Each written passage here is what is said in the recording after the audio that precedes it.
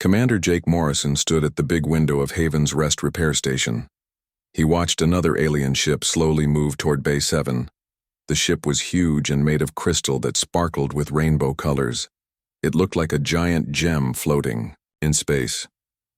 "That's the fourth one this week," said Chief Engineer Lisa Banks. She walked up beside Jake, holding a hot cup of coffee. Her work clothes were dirty with oil stains. "These crystal ships never used to come here." Jake nodded his head. He was still surprised by all this. 3 months ago, Haven's Rest was just a small repair station. They mostly fixed human ships and sometimes helped friendly alien traders. Now every repair bay was full. Ships came from all over the galaxy, and they had to wait months for repairs. "The big cargo ship in Bay 3 came from the other side of the galaxy," Lisa said. She took a sip of coffee. "That's a 2-month trip. They passed 17 of their own repair stations to get here." "What about the warship?" Jake asked. 6 weeks from their home planet. They skipped their own military repair yards." Lisa shook her head. "I don't understand it, Jake. We use the same tools as everyone else. Most of our equipment is actually made by aliens." Jake watched through the window. A small repair pod flew out from the crystal ship. One of his workers, Tony Rodriguez, was driving it. Tony moved the pod around the alien ship very carefully. He was checking for damage. "Maybe our tools aren't what makes us special," Jake said quietly. Down in Bay 7, Tony was talking to the alien captain. The crystal aliens were known for being very logical about everything. They liked math and perfect answers, but somehow Tony had made the captain laugh. The sound was like tiny bells ringing. "Chief Banks, please come to the communications room," said a voice over the station's speakers. "Important message from the Galactic Repair Consortium." Lisa made an unhappy sound. "Probably another complaint about us taking their customers." Lisa walked away. Jake stayed at the window. A new ship was coming closer. It looked alive, with smooth curves like a sea creature. It was definitely a Vorthan ship. The Vorthans made ships that could fix themselves. Their ships were part machine, part living thing, but here they were asking to dock at a human station.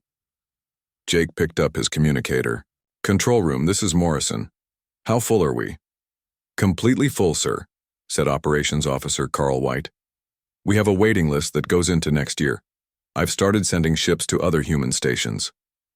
"Are other human stations getting lots of alien ships too?" "Yes, sir. New Shanghai Station, Europa Base, even the tiny station at Proxima. They all report the same thing. Alien ships are traveling huge distances just to get human repairs." Jake walked away from the window. His mind was spinning. Something big was happening. Something more important than just aliens liking their work. In his 20 years of running repair stations, he had never seen anything like this, sir. Carl's voice came through the communicator again. "There's something else. The Galactic Council is sending people to investigate." "Investigate what?" "They want to know why alien ships are leaving their own repair stations for human ones. It's causing big economic problems." Jake wasn't surprised. If aliens were traveling for months to reach human stations, their own repair companies were losing lots of money. In a galaxy where money often controlled politics, that could cause serious trouble. "When do they get here?" "Tomorrow, sir. They want to see everything we do." Jake felt tired. Tomorrow they would have to explain something they didn't understand themselves. How do you tell a team of alien investigators that you have no idea why every alien species in space suddenly thinks humans are the best mechanics in the universe? He looked at the window one more time.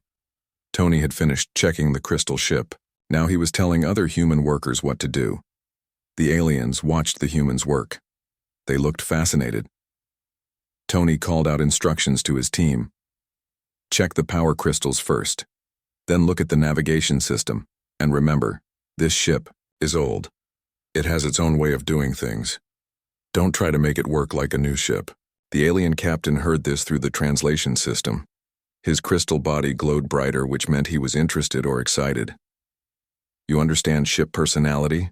the captain asked in his musical voice. "Every ship is different," Tony replied. "They all have their own quirks and habits. Good repair work means respecting that." Jake watched this conversation with growing curiosity. Maybe their success wasn't about better tools or newer technology. Maybe it was about how they treated the ships. In Bay 3, another human worker named Amy Foster was fixing the cargo ship. She wasn't just replacing broken parts. She was talking to the alien crew, asking questions about how they used their ship. What kind of cargo did they carry? What routes did they fly? How did they like their ship to handle? The alien crew looked confused at first. No one had ever asked them these questions during repairs before. But they started answering, and Amy listened carefully. Then she began making adjustments based on what they told her. "Your ship will run better now," Amy told the alien captain. "I tuned everything for the way you actually use it, not just for how it was built." The captain's biomechanical parts flickered with rapid calculations. "You made it personal for us?" "Exactly," Amy smiled. "Your ship should work for you, not against you." Jake was starting to see a pattern. His human workers didn't just fix ships. They tried to understand each ship and its crew. They made repairs that fit the specific needs of each customer. Maybe that was why aliens kept coming back. The communicator crackled again. "Sir, we just got 3 more docking requests, 2 more crystal ships, and something I've never seen before." Jake looked out at the busy repair bays. Every window showed humans working alongside aliens, talking, laughing, and solving problems together. It looked chaotic compared to the perfect silent efficiency of alien repair stations, but somehow it worked better. "Accept all 3 requests," Jake said. "We'll find space somehow." "But sir, we're already completely full." Jake smiled. "Then, we'll get creative. That's what humans do best." As he walked toward the control room, Jake thought about tomorrow's investigation. The aliens wanted to know why their ships preferred human repairs. The truth was, Jake wasn't entirely sure himself, but he was starting to suspect it had something to do with the way humans approached problems. Humans didn't just fix things. They listened. They adapted. They cared. Maybe in a galaxy full of perfect, logical repair systems that made all the difference. Whatever was happening at Haven's Rest, Jake had a feeling their quiet little repair station was about to become the center of attention for the entire galaxy. And somehow, that didn't seem like such a bad thing. The alien ship that arrived was like nothing Jake had ever seen. It was built by many different alien species working together. The hull was made of living metal that the Corvalians made. The engines looked like Thaxian military engines. The sensors had the crystal patterns that Zelthrians loved. "That must have cost a lot of money," Lisa said as they watched the ship dock. "Or they're really worried about what's happening here," Jake replied. 5 aliens got off the ship. One came from a different alien civilization. The leader was Director Keth Vox from the Thaxians. He had 4 arms that moved in complicated patterns when he talked. Next to him walked Prime Engineer Zakth, a Corvalian with a long skull full of biomechanical computer parts. The Zelthrian representative didn't walk at all. She floated in the air, her crystal body making rainbow patterns on the walls. The 4th-hand delegate wore a living suit that pulsed with information. Finally, a Nexari observer hovered silently. It looked like pure energy trapped in a force field. "Welcome to Haven's Rest," Jake said when they entered the meeting room. "I'm Commander Morrison, and this is Chief Engineer Banks." Director Keth Vox moved his arms in a formal greeting. His other 2 arms worked a translation machine. "Commander Morrison, thank you for helping us. This investigation is very important. To the Galactic Council, we know there are money problems," Jake said carefully. "But I want to be clear, we haven't done anything special to take business from other repair stations. Yet our ships come here," the Zelthrian said. Her voice sounded like singing crystals. "The math shows this cannot happen by accident." Prime Engineer Zakth stepped forward. His biomechanical parts glowed under the lights. "We studied your equipment, your materials, your methods. Nothing shows you are better than us. But ships repaired here work much better than ships repaired elsewhere." Lisa leaned forward. "Better how?" "They work 23.7% longer than they should," Zakth replied. "They break down less, they run more efficiently." Jake and Lisa looked at each other. They had noticed that ships seemed to work better after repairs, but they thought it was just because they did good work. "We want to watch your repair team's work," Director Kethvok said. "Our experts will watch everything and write it down." "Sure," Jake nodded. "We have several ships being fixed right now. Bay 7 has a crystal ship, Bay 3 has a cargo ship, and Bay 12 has a living ship." The Vorthan delegate's living suit pulsed with surprise. "A Vorthan ship? Our ships fix themselves. Why would a Vorthan captain come here?" "Let's go ask him," Lisa suggested. They walked to Bay 12. A human worker named Danny Walsh was fixing the Vorthan bioship's brain system. The ship looked more like a giant sea animal than a spacecraft. Its skin rippled with glowing patterns. Danny had his hands deep inside what looked like a living computer. He moved very carefully as he worked on the ship's nerve pathways. A Vorthan crew member named Captain Veltar watched closely. "Danny, we have visitors," Jake called out. Danny looked up. His face was dirty with biofluid. "Oh, hi, boss. I'm almost done fixing the main brain circuits. Captain Veltar was telling me about how his ship's memory works." The Vorthan delegate hurried over. Its biosuit began analyzing Danny's work. "This is impossible. These nerve pathways need special biology to work with. Humans don't have the right biology for this." Captain Veltar's translator made crackling sounds. "I told human Danny the same thing, but he said he didn't need special biology.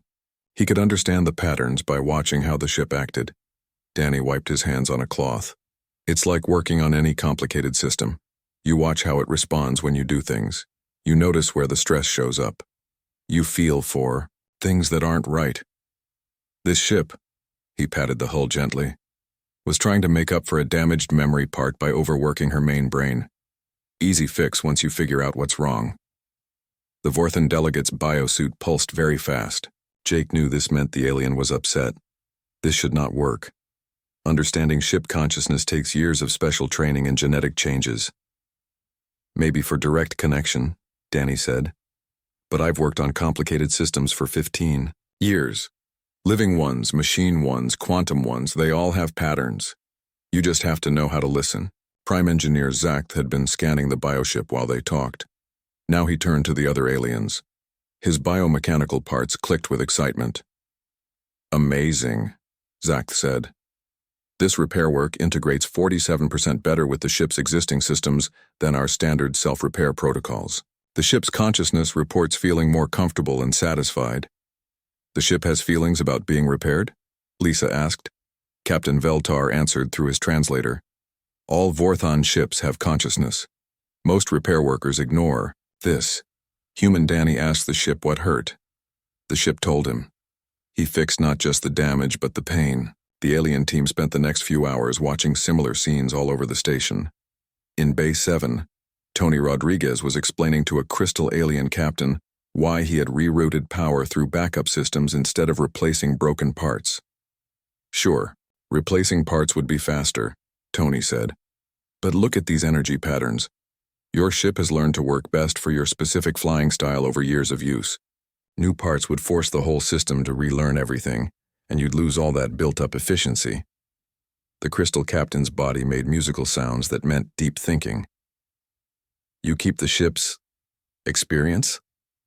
"Exactly. Ships aren't just machines. They're partnerships between technology and crew. Every ship develops its own personality based on how it's used. Good repair work respects that." In Bay 3, mechanic Amy Foster was working on a cargo ship with incredible attention to detail.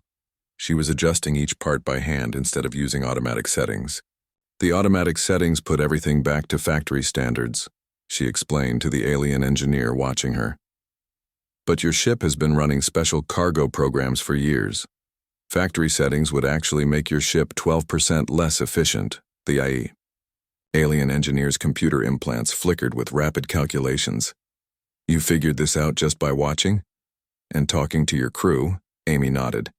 "They told me about the routes you fly, what kind of cargo you carry, what maneuvers you use, most. I tuned everything for how you actually use your ship, not for perfect theoretical performance." By the end of the day, the alien team had watched dozens of similar interactions. Human workers treated each ship as special. They talked to crews about what they needed. They made changes based on real use instead of factory instructions. Director, HFY asked for a private meeting with the other aliens. Jake and Lisa waited in the conference room. When the aliens came back, the Zelthrian spoke first. We have some conclusions, but they create more questions than answers. What did you find? Jake asked. Prime Engineer Zakth turned on a holographic display. Human repair methods show three things we don't see in other species' work. First, adaptive customization. You change repairs to match how individual ships are actually used instead of using standard specifications. Second, the Vorthan delegate continued, empathetic troubleshooting. You think about the relationship between crew and ship when making repair decisions. Director HFY gestured with all four arms. Third, intuitive problem-solving. You find solutions through pattern recognition and experience, rather than pure logic analysis. These approaches should be worse than optimized logical systems, the Zelthrian added. Her crystal body pulsed with confusion. Yet they produce better results. Jake looked at Lisa, who shrugged. We just fix things the way they need to be fixed. But why do you work this way? The Nexari observer asked. It was the first time it had spoken. Its voice sounded like harmonized energy. What makes humans think like this? Lisa thought about the question. I guess we've always had to work with our tools, not just use them. Human technology grew up alongside human needs. We learned to adapt, to improvise, to find solutions that worked for our specific situations. Your species evolved collaborative, problem-solving, Zakth observed. Most species developed either purely logical approaches or purely instinctive ones. Humans seem to combine both. There's something else, Jake added. We've always known our technology could break. We built backup systems, flexibility, and repairability into everything from the start. Other species seem to have developed more absolute approaches. The alien team exchanged meaningful looks even though they communicated in very different ways. We need to observe more, Director HFY announced. This phenomenon may have bigger implications than just repair efficiency.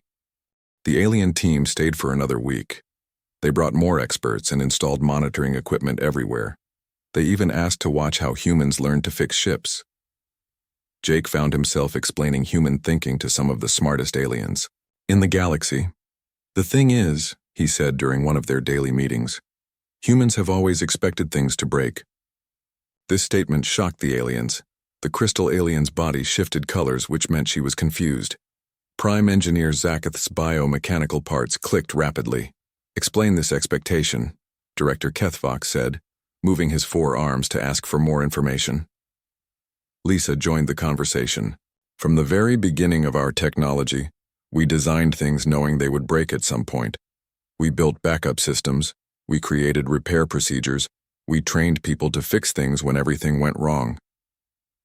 This is inefficient, the Vorthan delegate said. Its biosuit pulsed with disagreement. Good design eliminates failure points. But nothing works perfectly in all situations, Jake argued. Humans learned to build things that could adapt when conditions changed beyond what we originally planned for. Chief Technician Ben Carter had been invited to this meeting. He cleared his throat nervously before speaking to the aliens.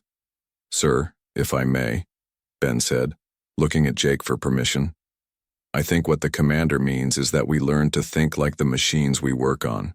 Explain more, Zakth requested, focusing his sensors on Ben. Ben took a deep breath. When I work on a ship, I try to understand what it's been through. Has it been working hard? Has the crew been pushing it harder than normal? Are there stress patterns that show hidden problems? I don't just fix what's broken. I try to understand why it broke and what I can do to stop it from breaking again. But also, added mechanic Sue Phillips from across the room, we understand that stopping all failures is impossible. So we try to make sure that when something does break, it breaks safely and can be fixed quickly. The Nexari observer floated, closer to the humans. You design for graceful failure rather than perfect performance. Exactly, Lisa nodded. A system that still works at 80% when damaged is better than a system that completely stops working. Director Kethvox's forearms moved in deep thought. This approach requires much extra work in the design phase. Not extra work, Ben corrected gently. Learning from experience. We learn by watching things break and figuring out how to fix them. The aliens asked to watch human training. Jake arranged for them to observe new workers learning repair methods. The aliens were amazed by how humans taught each other. You teach by making them break things on purpose? The crystal alien asked, watching trainee mechanics deliberately, damaging practice equipment. How else would they learn to fix them? Responded training supervisor Mike Chen. Reading books is good for theory, but you need to understand how systems actually fail in real conditions. We give our trainees complete technical manuals and perfect repair procedures, Zacht said. Deliberately breaking things would be wasteful. Mike shrugged. But what happens when they find a failure that's not in the manual? Or when perfect procedures can't be used because of field conditions? The trainee mechanics worked in teams. Each group had a different type of system. Failure to solve. Jake watched as one team discovered that their textbook repair wouldn't work because of simulated battle damage to surrounding parts. Okay, everyone, called out team leader Karen Hayes.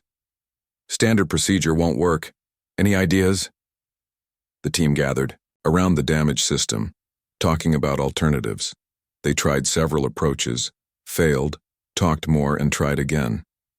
Eventually, they developed a workaround that not only fixed the immediate problem but made the system stronger against similar future failures. Amazing, the Vorthan delegate observed.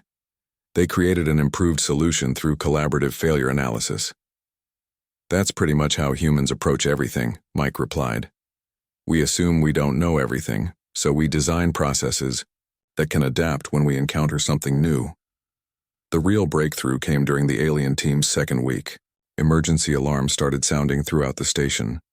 A Thaxian military ship had arrived with critical damage from what looked like a pirate attack. The ship was losing air and had lost main power to its life support systems. Emergency docking. Bay 5, Jake announced over the station speakers. All emergency response teams, immediate response. The alien team followed Jake and Lisa to the emergency bay. What they saw there would later be described in galactic reports as impossible by normal understanding. The Thaxian ship was in terrible condition. Multiple holes in the hull, cut power lines, and a damaged life support system that was minutes away from complete failure. By standard repair procedures, the ship should have been evacuated, and the crew moved to station facilities while extensive. Repairs were done over several days, but there were 47 Thaxian crew members on board. The ship's medical bay had 3 patients in critical condition who couldn't be moved safely. Options? Jake called out as emergency teams swarmed over the damaged ship. Standard procedure requires 6 hours minimum for life support restoration, reported emergency coordinator Pete Wilson. We don't have 6 hours, Lisa replied, studying damage reports. Medical bay life support will fail within 90 minutes. Jake looked at the damage reports on his tablet. Standard repair procedures were designed for perfect conditions with full equipment access and unlimited time. These were not perfect conditions. Suggestions? He asked his team. What happened next was a rapid discussion among the human crew that seemed to break every rule of systematic repair procedures the alien team had observed.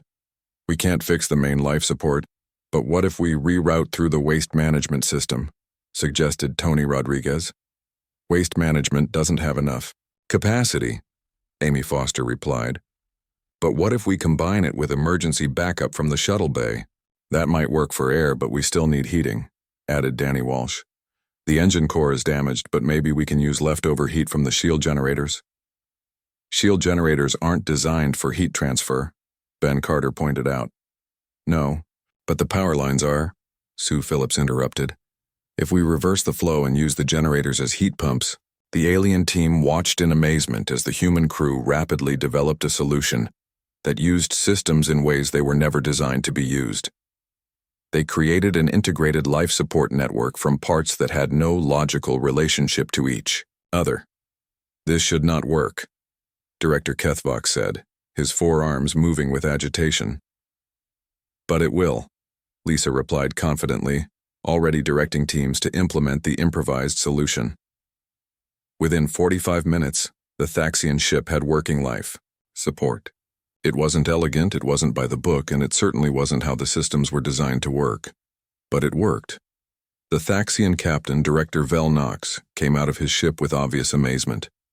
"Commander Morrison," he said through his translator, "my engineers calculate only 12% chance of success for this repair approach. Yet it functions perfectly." "It doesn't have to be perfect," Jake replied. "It just has to work long enough for us to do proper repairs." "But how did you know it would work?" Lisa answered. "We didn't. But we knew that if we didn't try something, it definitely wouldn't work."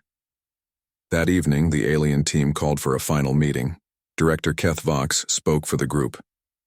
"We have reached our conclusions. Human repair methods demonstrate capabilities that cannot be copied by current galactic standard approaches. Your species has 3 characteristics that create superior repair outcomes," the crystal alien continued. "Adaptive problem-solving, collaborative innovation, and comfort with uncertainty." Prime Engineer Zakth turned on his holographic display. "Most galactic species approach repair work as an optimization problem. Identify failure, apply correct solution, achieve optimal result. This approach works well for predicted failure modes, but fails completely for novel problems. Humans approach repair work as a creative problem," the Vorthon delegate added. "You assume the optimal solution may not exist or may not be applicable. You design solutions for specific circumstances rather than general cases." The Nexari observer floated forward.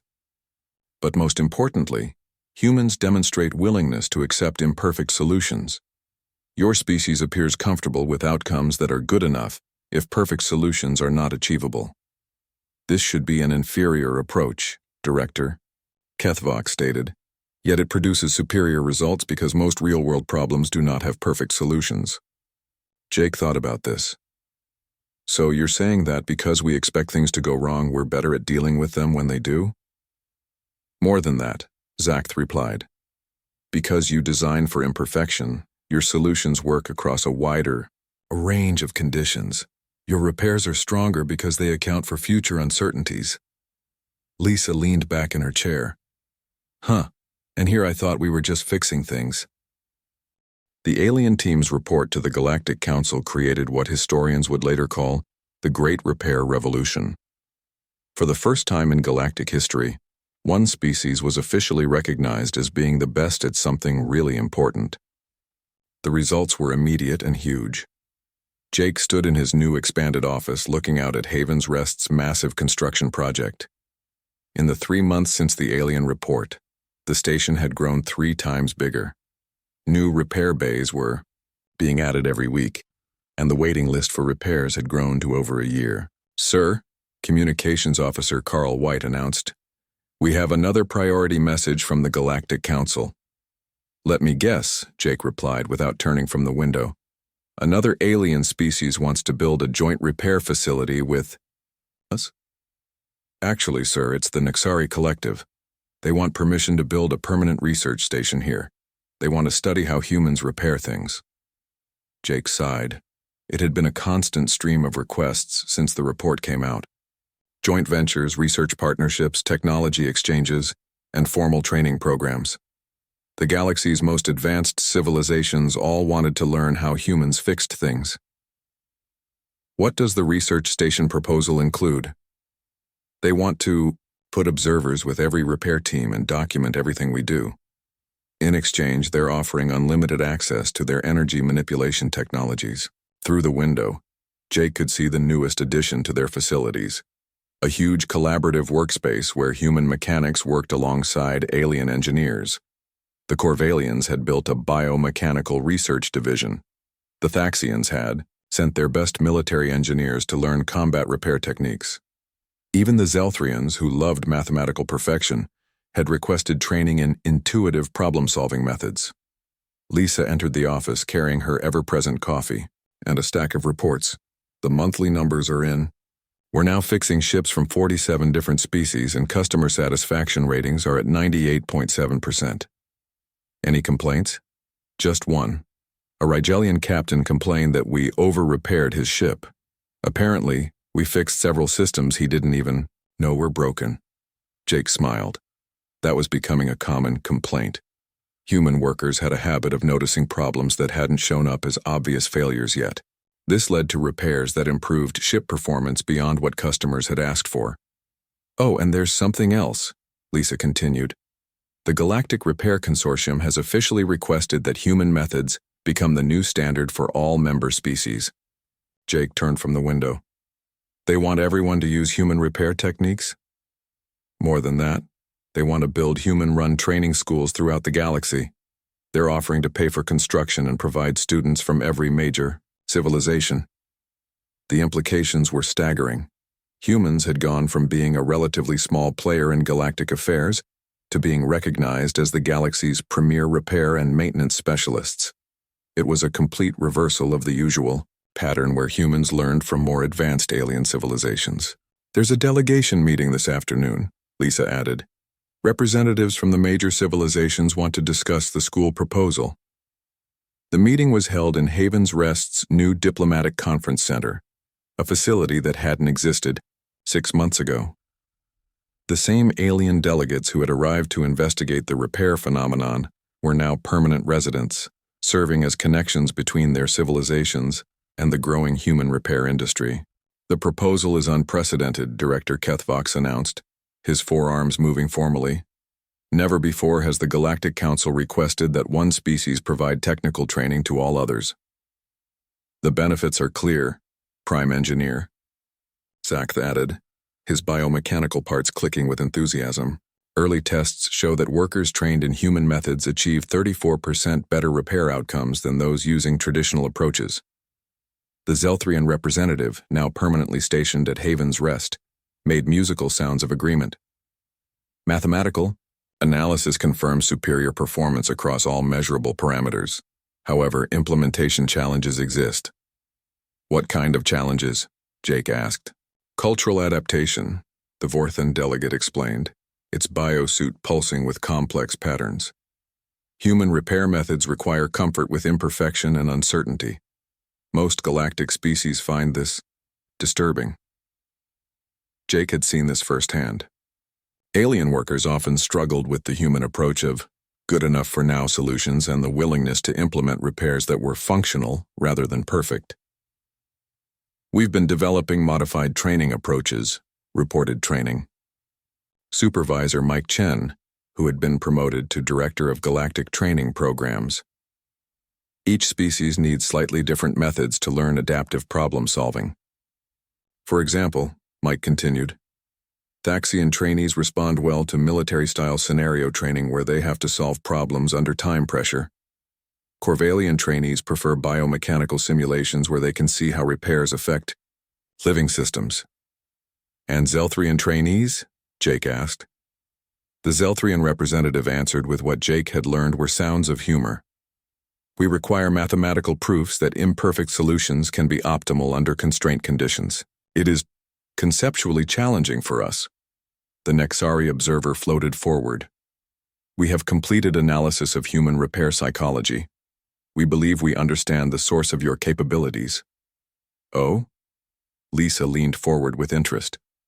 Humans evolved as a tool-using species that faced unpredictable environmental challenges. Your survival depended on ability to create functional solutions with limited resources under changing conditions. This evolutionary pressure created psychological comfort with uncertainty and innovation. Most galactic species evolved under more stable conditions or developed along specialized paths, the observer continued. We became very good at optimizing for specific circumstances, but lost adaptability. Director Kethvox moved his arms, in agreement.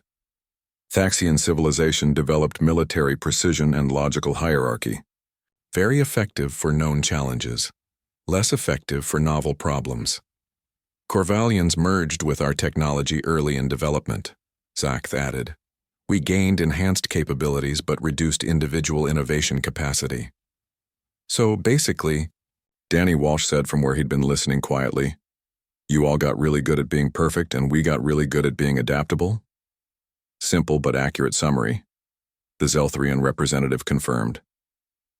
The meeting concluded with formal approval for the school program. Within a year, human-run repair training facilities would be operating in every major galactic sector. Humans would be teaching aliens how to fix things. As the delegates left, Jake remained behind with Lisa and the core team that had been with Haven's Rest since the beginning. "You realize what this means?" Lisa said quietly. "That we're about to become very busy?" Tony Rodriguez suggested. "More than that," Jake replied. "For the first time since we made contact with galactic civilization, we're not trying to catch up to everyone else's technology. They're trying to learn from us." "It's weird," Amy Foster admitted. 6 months ago I was just a mechanic fixing ships. Now I'm supposed to teach Zelthrian engineers how to think intuitively. The weird part, Ben Carter added, is that we're not teaching them how to use better tools or more advanced techniques. We're teaching them how to think differently about problems. Sue Phillips nodded. "And apparently, that's more valuable than any technology." Jake looked around at his team, the mechanics, technicians, and engineers who had somehow become the galaxy's most sought-after specialists.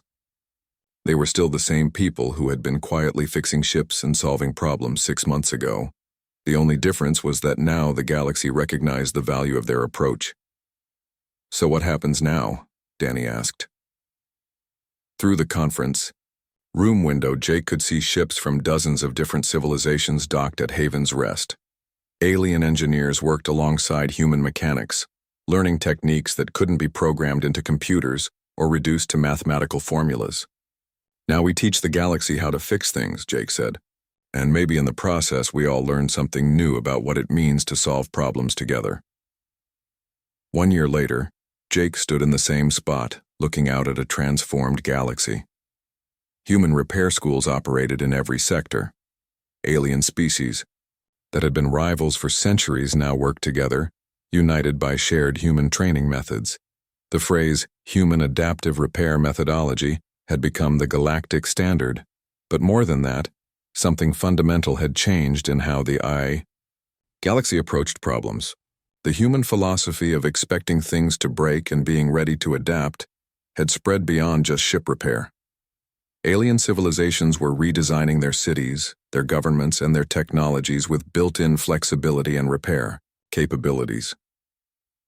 A young Zelthrian engineer named Kesserol had just graduated from the Haven's Rest training program. She approached Jake as he stood at the observation window.